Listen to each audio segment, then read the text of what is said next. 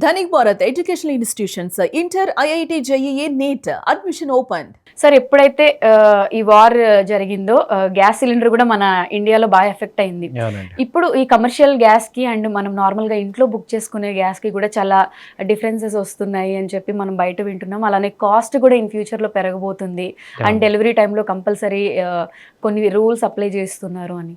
అసలు నెక్స్ట్ మన ఇండియన్స్ కి గ్యాస్ ప్రాబ్లమ్స్ ఎలా ఉండబోతాయి? గ్యాస్ ప్రాబ్లమ్స్ అయితే అండి ఇండియన్స్కి స్టార్ట్ అయింది. ఎందుకంటే మెయిన్ అక్కడ హార్మూజ్ జలసంధి ఆపేయటం ఇప్పటికి దాదాపు యుద్ధం వచ్చి 2 నెలల నుంచి జరుగుతుంది. సో మరి 140 కోట్ల మంది జనాభా తట్టుకోవాలంటే చాలా ఇబ్బంది అవుతుంది. ఆల్రెడీ రెస్టారెంట్స్ అన్ని కూడా చాలా వరకు నెక్ టు నెక్ రెస్టారెంట్స్ అన్ని ఇదైపోయినాయి. అదివరకు 2000 ఉండే సిలిండర్ వాళ్ళ 6000 7000 అని చెప్తున్నారు. ఇప్పుడు గవర్నమెంట్ అఫీషియల్గా 3000 అని అనౌన్స్ చేసి ఇస్తుంది. సో ఇక్కడ ఏంటంటే ఒక స్టాండర్డ్ ప్రైస్ అనేది ఉండదు. ఎందుకంటే ఎప్పుడైతే సప్లై ఓవర్గా ఉంటుందో అప్పుడు రేటు అనేది స్టాండర్డ్ అవుతుంది. ఇక్కడ సప్లై లేదు. అలాగే ఇది ఎప్పుడు వారు ఎప్పుడు అవుద్దో తెలియదు. సో నౌకలు ఎప్పుడు వస్తాయో తెలియదు.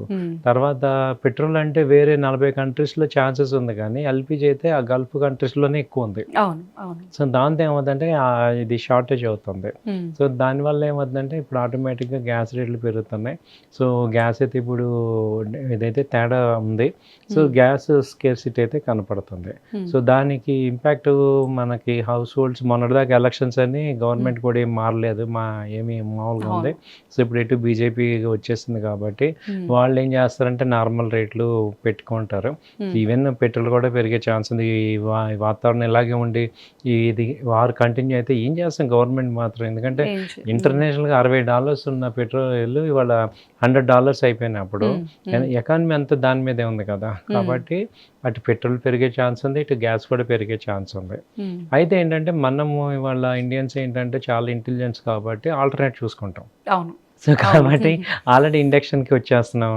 సో ఇప్పుడు అలాగే పెట్రోల్ కనుక నిజంగా పెరిగితే యాక్చువల్గా ఏంటంటే ఇండియన్ స్టాటిస్టిక్స్ అకార్డింగ్ టు 2030 కల్లా ఈ ఎలక్ట్రికల్ వెహికల్స్ 50% టేక్ ఓవర్ అవుతాయి అనేది ఉంది.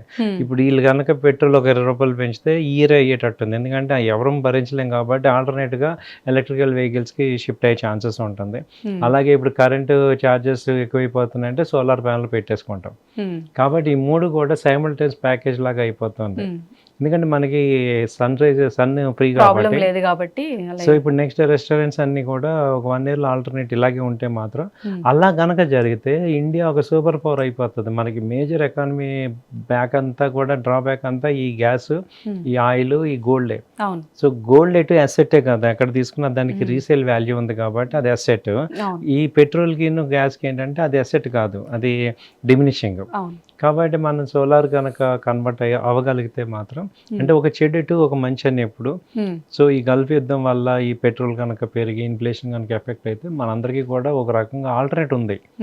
సో ఆల్టర్నేట్ ఉంది కాబట్టి అటు తొందరగా ఇండక్షన్ స్టవ్స్ కూడా బాగానే ఉంటాయి.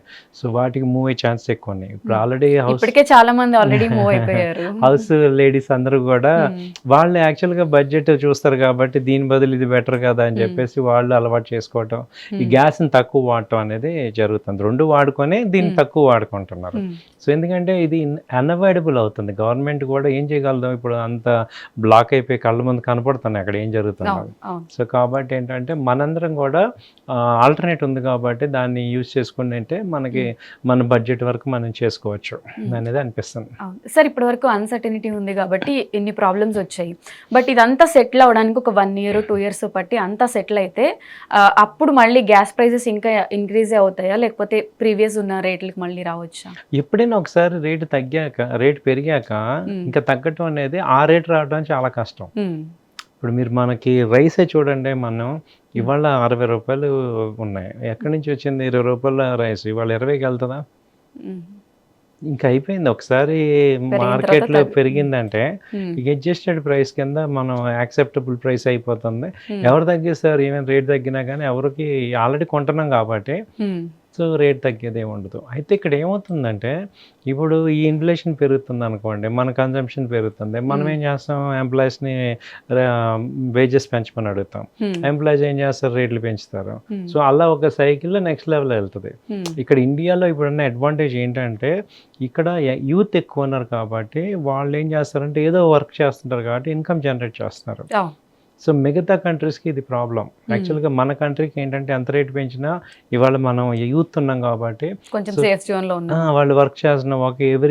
ఒక ఇంట్లో చూసుకుంటే అదివరకు ఒకళ్ళు సంపాదించే వాళ్ళు నలుగురు తినేవాళ్ళు. ఇప్పుడేంటి కనీసం నలుగురు అంటే ముగ్గురు సంపాదిస్తున్నారు. కాబట్టి మనీ ఫ్లో అవుతుంది కాబట్టి ఇది పెరిగినా మనం ఆ డిఫరెన్స్ని ఓకే అనుకుంటున్నాం. కానీ ఇదే కనుక సిస్టమ్ కంటిన్యూ అయినప్పుడు అసలు హోటల్ ఎందుకు కొంటాం, అన్నీ తగ్గించేస్తాం. ఇప్పుడు మనకి అడ్జస్ట్మెంట్ ఉంటుంది ఇండియన్స్కి, అదొక అడ్వాంటేజ్. డబ్బులు ఉంటే ఓకే ఉంటాం, లేదంటే తగ్గించేసుకుంటాం. అప్పుడు ఎప్పుడైతే తగ్గిస్తామో ఆటోమేటిక్గా డిమాండ్కి తగ్గట్టుగా సప్లై వచ్చేస్తుంది. సో ఇలా జరుగుతుంది అనమాట. సప్లై కానీ ఎకానమీ అంతా కూడా డిమాండ్ సప్లై మీద ఉంది. ఇప్పుడు డిమాండ్ విపరీతంగా ఉంది కాబట్టి ఏమవుతుందంటే రేట్లు పెరుగుతున్నాయి సప్లై లేకపోతే. సో ఇప్పుడు ఆల్టర్నేట్ చూసుకుంటారు. ఇప్పుడు ఆల్టర్నేట్ కట్టెల పొయ్యి మీద కూడా చాలా మంది రెస్టారెంట్లో నేను వెళ్ళినప్పుడు వాళ్ళు ఎలా కుక్ చేస్తున్నారు అంటే ఏదో ఒక పెద్ద బాక్స్ లో పెట్టి దాంట్లో కట్టెలు పెట్టి వండేస్తున్నారు. అంటే ఇదంతా మన పాతకాలం నుంచి వచ్చిన ఇదే కాబట్టి దాన్ని మళ్ళీ ఓన్ చేసుకోవడం పెద్ద కష్టమేం కాదు. ఇప్పుడు అది ఇంకా క్వాలిటీ అంటారు. ఇప్పుడు టేస్టీ అసలు మీకు బిర్యానీ కట్లీ పొయ్యి మీద టేస్ట్ ఎంత బాగుంటుంది. ఇవన్నీ మళ్ళీ ఇది మళ్ళీ మనకి ఏంటంటే వీ కెన్ అడ్జస్ట్ ఎనీథింగ్ కాబట్టి. సో మేము చూసాము ఇప్పుడు చాలా హోటల్స్, ఈవెన్ ప్రెస్టీజ్ హోటల్స్ కూడా ఇలాగే స్టార్ట్ చేసేస్తాం. ఎందుకంటే వాళ్ళ పాయింట్ ఆఫ్ వ్యూలో ఏంటంటే ఆ బర్డెన్ కస్టమర్ మీద పెట్టే కన్నా వీళ్ళు ఆ కాస్ట్ కటింగ్ చేయటం వల్ల బెనిఫిట్ అవుతారని. ఇప్పుడు రేట్ పెంచేస్తే ఏమవుతుంది, సేల్స్ తగ్గిపోతాయి ఆటోమేటిక్గా. సో కాబట్టి ఆ రేట్ పెంచకుండా కాంపిటేటివ్ ఇవ్వాలి అంటే ఈ ఆల్టర్నేట్ అడ్జస్ట్ చేసుకోవటం అనేది బెస్ట్ ఆప్షన్. ఓకే. సో ఏదన్నా పెట్రోల్ ప్రాబ్లం వచ్చినా ఇంకో డీజిల్ ప్రాబ్లం వచ్చినా కూడా అడ్జస్ట్మెంట్స్ తోనే వెళ్ళిపోతే జరిగిపోతుంది.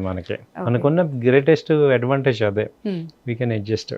కాబట్టి అందుకే మనం ఈవెన్ గ్లోబల్గా కూడా అంత రాణిస్తున్నామంటే ఈ అడ్జస్ట్మెంట్ వల్లే. ఇప్పుడు మన ఇండియన్స్ మీరు ఏ మేజర్ కంపెనీస్ చూసినా సిఇఓస్ అందరూ ఇండియన్స్ అవుతున్నారు, లీడ్ అవుతున్నాం అంటే మనం ఇంత కాంపిటీషన్లో కూడా చాలా షైన్ అవుతున్నాం అంటే మనకి అడ్జస్ట్మెంట్ ఉంది, వేరే కంట్రీస్ లేదు. సో అందుకే వీళ్ళు అడ్జస్ట్ చేయలేక ఈ వార్స్ అన్ని చేసేది ఏముంది, అడ్జస్ట్ అవ్వలేక ఈ వార్స్ ఇవన్నీ జరుగుతున్నాయి. సో మనకు ఆ అడ్జస్ట్మెంట్ ఉంది కాబట్టి, అండర్స్టాండింగ్ ఉంది కాబట్టి మనం హ్యాపీగా ఉన్నాం. ఇప్పుడు వాళ్ళు చూడండి 180 కంట్రీస్లో ప్రతి కంట్రీలో ఏదో గొడవ ఉంది. మన ఇండియాలోనే ఉండదు. ఎందుకంటే వీఆర్ ఆల్రెడీ ఏంటంటే అండర్స్టాండింగ్ ఎక్కువ ఉంటుంది, అడ్జస్ట్మెంట్ ఉంటుంది కాబట్టి మనం పీస్ఫుల్గానే ఉంటాం. సో ఎనీ ప్రాబ్లం వచ్చినా ఇక్కడ డిస్కౌంట్ అయిపోతాం. ఓకే. సో ఎంత పెద్ద ఎఫెక్ట్ వచ్చినా కూడా మనకి సెకండ్ ఆప్షన్ అనేది ఉంది కాబట్టి అంత వరీ అవ్వాల్సిన ఛాన్స్ లేదు అంట. Okay sir.